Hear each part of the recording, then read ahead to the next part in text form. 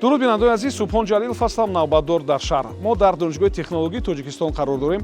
Имрӯз инҷо маркази омӯзиши забони кӯриёӣ ва омодасозии касбӣ кушода мешавад. Ва чӣ марказ аст ин, чӣ ҳадафҳо дорад ва киҳо имкон доранд акнун ба кӯриёбӣ раванд, аз гузориши мо бубинед.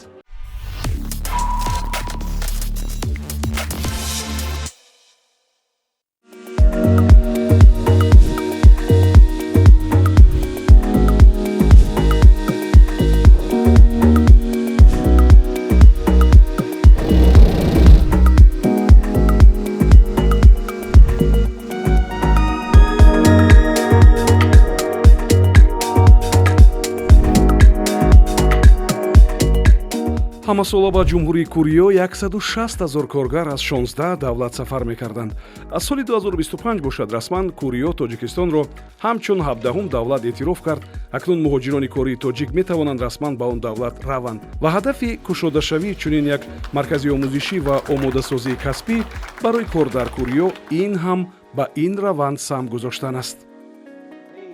дар як вақт марказ метавонад то 200 донишомӯзро фаро гирад. мо чӣ пешниҳод мекунем? муаллимони ҳирфаӣ аз Кӯриё, таҷҳизоти муосир ва барномаҳои натиҷабахш. касе мехоҳад дар Кӯриё кор кунад, марҳамат.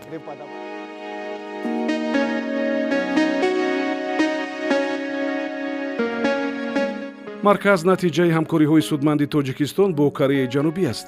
Он ҳам бошад дар асоси ёддошти тафоҳуми сеҷониба миёни Вазорати саноат ва технологияҳои нави Тоҷикистон, Донишгоҳи технологии Тоҷикистон ва Федератсияи кӯриёгии корхонаҳои хурду миёна имконпазир шудааст. Марказ бо дастгирии ширкати Шодиёна Консалтинг дар назди донишгоҳ роҳандозӣ шудааст.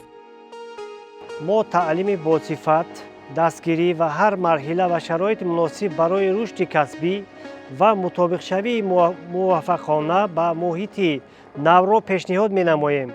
барномаи мо барои мардони аз синни 18 то 39 сола пешбинӣ шудааст.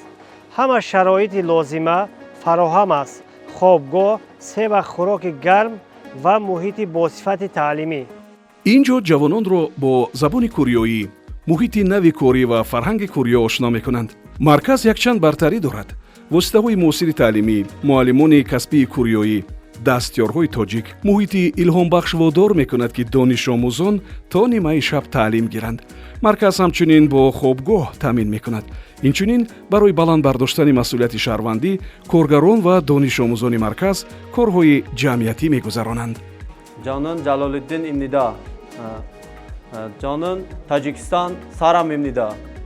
маркази таълимӣ якчанд самтҳоро фаро мегирад. пас аз супоридани имтиҳонҳо, марказ кӯмак мекунад то хатм кардаҳо раводиди Кӯриёро ба даст биёранд.